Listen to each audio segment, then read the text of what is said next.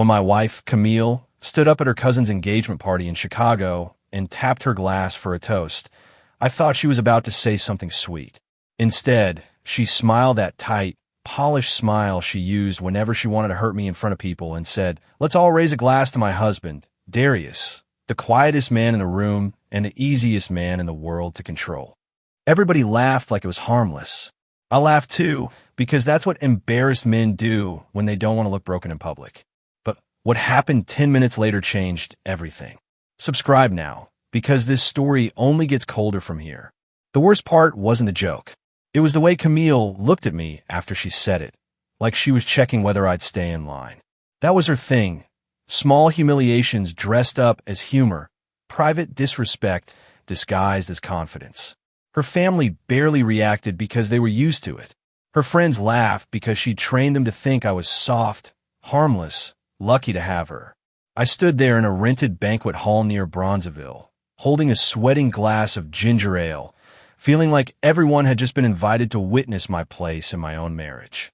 And the truth is, this wasn't even the first time. Earlier that same week, she had corrected me in front of our neighbors because I loaded groceries into the trunk too slow. Before that, she told our church friends that if she didn't manage the bills, I'd probably forget how to be an adult. Little cuts. Never enough to cause a scene. Always enough to make one. I kept telling myself it was stress. Camille was successful, sharp, admired, and she liked control the way some people like sugar. Too much, all the time. But at that party, after the laughter died down, her phone lit up on the table beside me. And one message preview changed the whole night. It was from a contact saved as Aunt Renee work, which would have been normal if Camille actually had an Aunt Renee. She didn't. The preview said, "You're going to tell him tonight or keep playing with that man?" My stomach dropped, not because I instantly assumed cheating, but because I realized there was a conversation about me that I wasn't invited into. I didn't touch the phone. I just stared at it. Camille came back from hugging somebody across the room and flipped it over with a quick motion, almost casual, almost practiced. That tiny move told me more than any confession could. Something was wrong, and she knew I knew it. I should tell you who I was before that night. I'm 34, born and raised on the South Side, the oldest son in a family that believes composure is survival. My father taught me that not every insult deserves your energy. My mother taught me that dignity can outlast humiliation if you keep your head. So when Camille embarrassed me, I never barked back, never matched her volume, never gave her the dramatic reaction she seemed to want. I thought that made me mature. Looking back, it only made her bolder. She mistook peace for weakness. And once someone starts testing your limits, they rarely stop on their own. By the time we got home to our condo in Hyde Park, Camille was acting extra cheerful, which always meant she was nervous. She kicked off her heels, asked if I wanted leftovers from the party, and started talking too much about people I didn't care about. I watched her move around the kitchen like someone rehearsing normalcy. Then she said, "Don't be dramatic about the joke tonight. Everyone knows I was kidding." That word, dramatic, hit me harder than the toast. People use it when they want to control your response before you even give one. That's when I realized this wasn't about humor. It was about obedience. Stay with me. I didn't argue. I said I was tired and went to shower. But once I was alone, I sat on the closed toilet seat and replayed everything from the past 6 months. The late meetings, the sudden passcode changes, the new perfume she wore only on Thursdays, the way she'd started turning her phone face down like it was part of her anatomy. I had ignored all of it because suspicion felt uglier than denial. But humiliation has a way of clearing fog. That night, I made a decision I'd avoided for too long. I wasn't going to yell, beg, or accuse. I was going to pay attention. And what I found came piece by piece. The first discovery was small enough to sound foolish. Camille had started carrying cash. Not a lot, just enough that I noticed because she never used cash before. She loved points, apps, rewards, and electronic receipts. Suddenly, she had folded 20s in her wallet. The second discovery was stranger. A hotel key sleeve slipped from her work tote while she was getting ready the next morning. No key card, just a sleeve, stamped from a boutique hotel downtown. When I asked what it was, she said her team had hosted a client there. Maybe that was true, but the problem with liars isn't one answer. It's the pattern. I started documenting everything quietly, not because I wanted revenge yet, but because I wanted truth. Dates, receipts, comments, sudden schedule changes. I took pictures of the hotel sleeve, the cash, the message preview she thought I hadn't noticed. I even started backing up our shared finances because Camille handled most of them, and I realized I'd been trusting summaries instead of details. 3 evenings later, while comparing bank statements, I found recurring transfers to an account I didn't recognize. The amounts were odd, never big enough to cause alarm, always just under the level that prompt questions. Smart, too smart, and that's when my concern became strategy. Now, listen closely, because this is where the story takes a turn I didn't expect. The unknown account wasn't just draining money. It was connected to a small LLC registered in Indiana. I only found that because one of the transfer descriptions had a partial business name. I searched public records on my lunch break and found a filing. The registered agent wasn't Camille. It was a man named Terrence Holloway. That name meant nothing to me until later that night, when Camille mentioned, casually, too casually, that she had a vendor dinner on Friday. She said the restaurant name. I looked up the LLC again. Terrence's business website listed the same neighborhood. Friday came, and I did something I never thought I'd do. I drove past the restaurant. I wasn't proud of it. I wasn't trying to play detective. I was trying to prove myself wrong. But Camille's car wasn't at the restaurant. It was parked 2 blocks away outside a modern apartment building with a rooftop lounge and expensive lighting in the lobby. I sat across the street, gripping my steering, so hard my fingers hurt. 20 minutes later, she walked in beside a man in a camel coat. He wasn't handsome in a movie star way. He looked polished, confident, comfortable around secrets. And Camille was laughing. A lot of people think discovering cheating gives you immediate certainty. It doesn't. It gives you dizziness. It gives you competing thoughts, each one louder than the last. Maybe it's business. Maybe there's an explanation. Maybe you're misreading the body language. Then she reached up and straightened his collar with a tenderness she hadn't shown me in almost a year. That was all I needed. I drove off before they saw me. I didn't cry. I didn't rage. I just felt something inside me go still.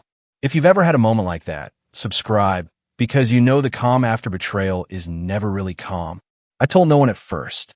Not my brother, not my best friend Leon, not even my mother, who can read sadness in my voice before I say hello. I needed space to think. The next discovery came by accident when Camille left her laptop open on the dining table. I wasn't snooping for messages. I was looking for a PDF I needed from our tax folder, and an email notification popped in the corner. Can't wait till he signs, it said. My heart kicked hard. The sender wasn't Terrence. It was a family law office. I clicked before morality could stop me. What I read changed the stakes completely. Camille had been consulting a divorce attorney for nearly 2 months. Not about ending things fairly. About asset positioning before filing. Buried in one email was a line that made my vision blur. Because the condo is titled jointly but funded partly through your inheritance, timing and documentation will matter if you want to limit his claim. Her inheritance? That condo down payment came from my grandmother's estate. My grandmother, whose hands used to smell like peppermint and lotion, who left me that money so I'd always have something solid beneath me. Camille wasn't just cheating. She was planning to humiliate me, drain me, and rewrite history while smiling in public. I printed nothing. I forwarded nothing. I simply took pictures on my phone and restored the screen exactly as I found it. Then I sat in my car for 30 minutes after work, trying not to do something stupid. A loud man would have stormed home. A reckless man would have confronted her immediately and shown every card too early. But Camille had built her power on the assumption that I would either stay silent forever or explode without preparation. I decided to become neither version of myself. I called one person, my cousin Alonzo, a CPA who hates mess but loves receipts. His first words were, "Start gathering everything." Over the next 2 weeks, my life split into 2 realities. In one, I was the same husband Camille thought she had, predictable, subdued, still swallowing jokes. In the other, I was building a case brick by brick. Alonzo helped me untangle transfers, hidden subscriptions, unexplained reimbursements, and one insurance policy I didn't even know existed. A lawyer named Denise Booker reviewed the inheritance documents and nearly laughed when she saw Camille's assumptions. "She's overconfident," Denise said. "That's useful." Overconfident was exactly right. Camille believed image was reality. She believed if she said something confidently enough in public, nobody would question the facts underneath it. Then came the discovery that turned this from infidelity into theater. Camille wasn't planning a private divorce filing. She was planning a public narrative. I found out because her friend group had a group chat pop up on our shared tablet. She forgot to sign out there months ago. I know some people will judge me for reading it, but by then the truth was already in pieces around me. One message from her friend Simone said, "Girl, when you announce it, make sure people know you carry the marriage." Camille responded, "Trust me, I've been laying that groundwork for a year." That's when it clicked. The humiliation was intentional marketing. Every little joke, every comment about me being indecisive, passive, lucky, forgetful. She had been building a witness base, preparing an audience to believe her version when the marriage cracked. She wanted people to see her as the exhausted woman who outgrew a weak husband, not the wife who cheated and quietly maneuvered the seas more than she deserved. When that realization landed, my anger finally sharpened into purpose. I didn't want to hurt her physically, and I didn't want chaos. I wanted truth placed exactly where she valued image the most, in front of the same people she used as props. And fate handed me the perfect stage.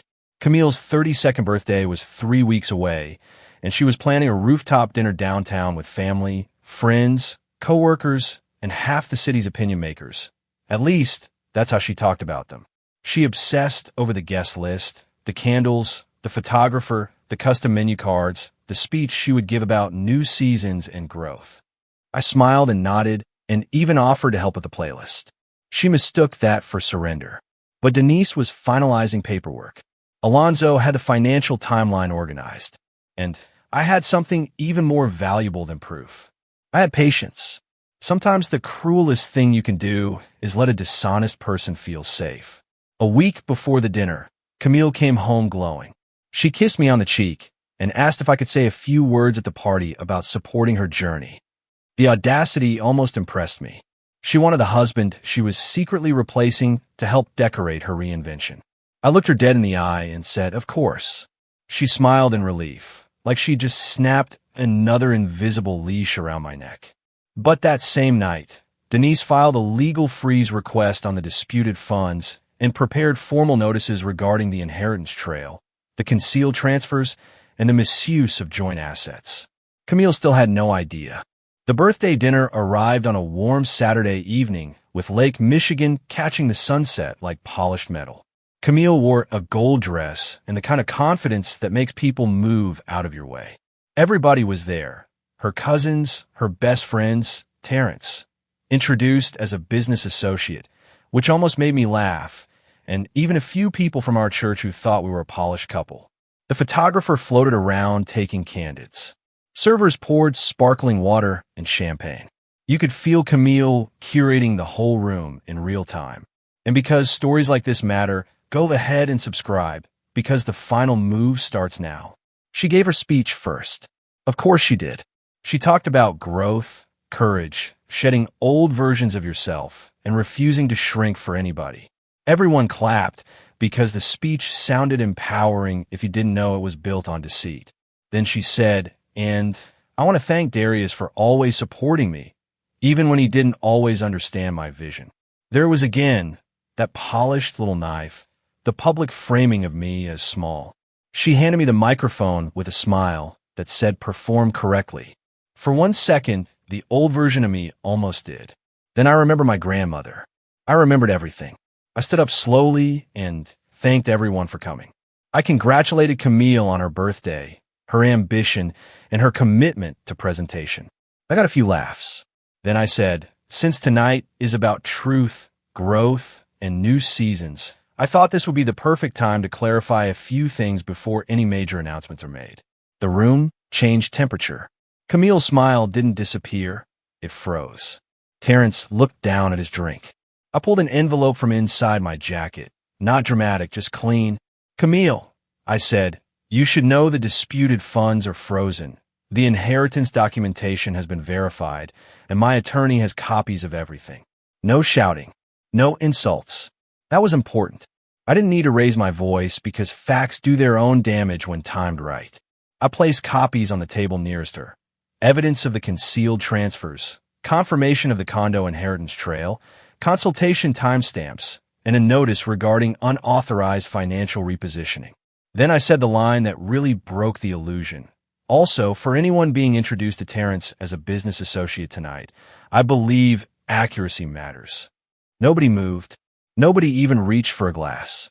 It felt like the whole rooftop leaned in. Camille whispered my name, but not like a wife. Like a strategist realizing the board had changed. Simone stopped smiling. One of Camille's cousins actually said, "Wait, what?" Terrence began to stand. Maybe to leave, maybe to object, but Denise stepped forward from the far side of the room. Yes, I had invited my attorney. Quietly, elegantly. She introduced herself, handed Terrence and Camille formal documents, and explained that any attempt to move disputed assets after notice would carry consequences. No threats, just law. Camille looked around for allies and found only shock. Here's the part that hit hardest. The people she'd trained to laugh at me suddenly had to reconsider every joke, every story, every little public put-down she'd fed them. Her audience became witnesses. Camille tried to recover. She said I was being manipulative, theatrical, insecure. But once a liar is forced to argue against documents, charisma starts to sound like panic. I didn't debate her. I simply said, "You were free to leave me. You were never free to rewrite me." That line stayed in the air like smoke. Her mother sat down hard in her chair.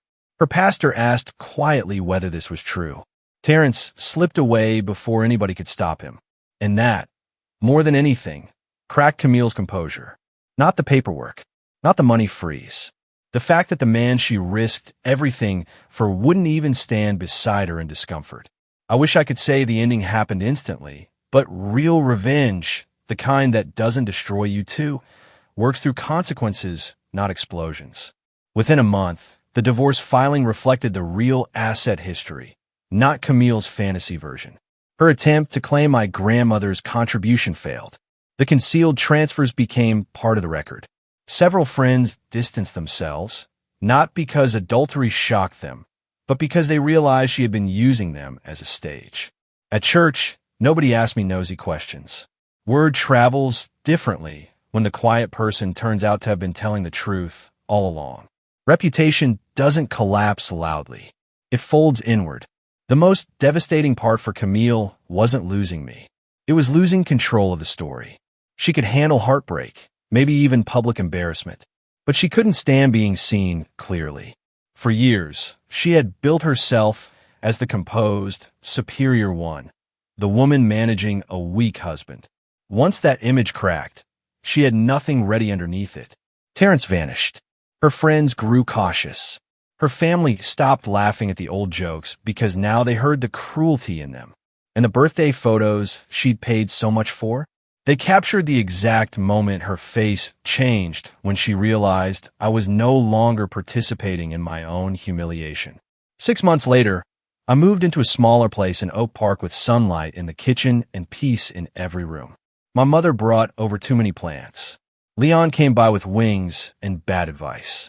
Life got ordinary again in the best way.